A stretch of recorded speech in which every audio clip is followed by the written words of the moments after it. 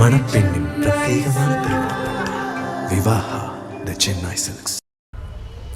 கோயம்புத்தூர் முத்தண்ணன்குளம் பகுதியில் மாநகராட்சி சார்பில் கட்டப்பட்ட உள்விளையாட்டு அரங்கத்தை தனியார் பராமரிப்பில் விடுவதற்கு தீர்மானம் நிறைவேற்றப்பட்டதற்கு எதிர்ப்பு தெரிவித்து இந்திய கம்யூனிஸ்ட் கட்சி கவுன்சிலர் கேள்வி எழுப்பியதால் கூட்டத்தில் கூச்சல் குழப்பம் ஏற்பட்டது. இந்த காட்சிகளை முதலில் பார்க்கலாம்.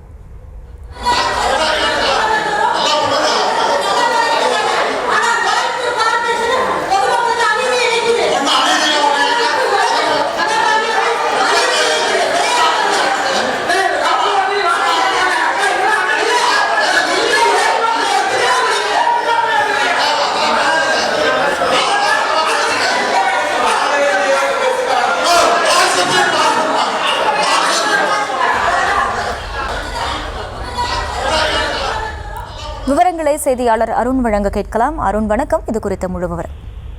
அகிலா, வணக்கம். அதாவது இன்றைய தினம் கோவை மாநகராட்சியினுடைய மாமன்ற சாதாரண கூட்டம் மேயர் ரங்கநாயகி தலைமையில் நடைபெற்றது.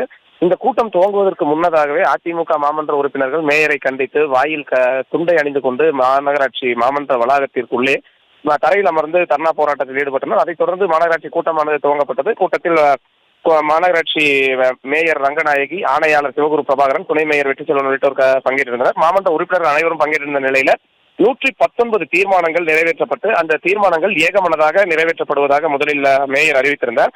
இதனிடையே 104வது தீர்மானமாக ஒரு தீர்மானமானது நிறைவேற்றப்பட்டிருந்தது. அந்த தீர்மானத்தின் அடிப்படையில் கோவை மாநகராட்சியின் மேற்கு மண்டலத்திற்கு உட்பட்ட 74வது வார்டு பகுதியில மாநகராட்சி சார்பில் உள் விளையாட்டு அரங்கமானது புதிதாக அமைக்கப்பட்டிருக்கிறது. அந்த உள் விளையாட்டு அரங்கத்துல கால்பந்து மற்றும் கிரிக்கெட் போட்டிகள் நடத்தப்படுவதற்கான வகையில ஏற்பாடுகள் செய்யப்பட்டுள்ள நிலையில அந்த மைதானத்தை பராமரிப்பதற்கு தனியாருக்கு ஒப்பந்தம் கோருவது தொடர்பான தீர்மானமானது நிறைவேற்றப்படுவதாக அறிவித்திருந்த நிலையில அந்த தீர்மானத்திற்கு முதலில் திமுக மாமன்ற உறுப்பினரும் கல்விக்குழு தலைவருமான மாலதி எதிர்ப்பு தெரிவித்து பேசினார். அதைத் தொடர்ந்து பேசிய இந்திய கம்யூனிஸ்ட் கட்சியினுடைய மாமன்ற உறுப்பினர் சாந்தி என்பவர், இந்த தனியாருக்கு விடப்படுவதே என்பது தேவையில்லாதது, மாநகராட்சி நிர்வாகமே அதை பராமரிக்க வேண்டும் என்று கூறினார். இதனிடையே அவர் மாநகராட்சி நிர்வாகம் மக்களுக்கு அநீதி இழைக்கிறது என்ற ஒரு வார்த்தையை பயன்படுத்தினார்.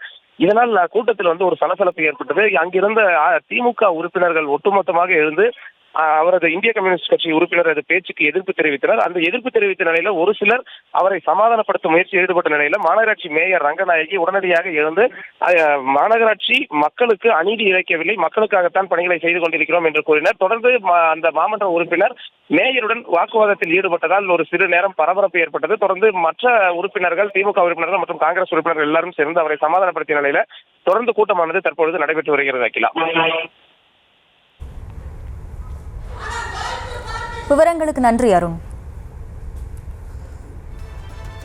மணப்பெண்ணின் பிரத்யேகமான திருமணம் விவாஹா தி சென்னை சில்க்ஸ்.